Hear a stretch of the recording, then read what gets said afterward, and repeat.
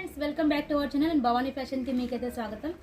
ఈరోజు వచ్చేసి సాటర్డే అంటే ఇంతకు ముందు మన వీడియోస్ లాంచ్ అవుతుండే, చాలా బిజీగా ఉంటుండే. కాకపోతే ఏంటంటే చాలామంది సాటర్డే లాంచ్ చేసి మళ్ళీ సండే హాలిడే వస్తుంది మేడం, ఇబ్బందికరంగా ఉంటుందని చాలా ఇయర్స్ నుంచి మాకు ఈ ప్రాబ్లం అవుతుంది. సో అందుకని చెప్పేసి మేము మండే పోస్ట్పోన్ చేసాం మా వీడియోస్ అన్నీ.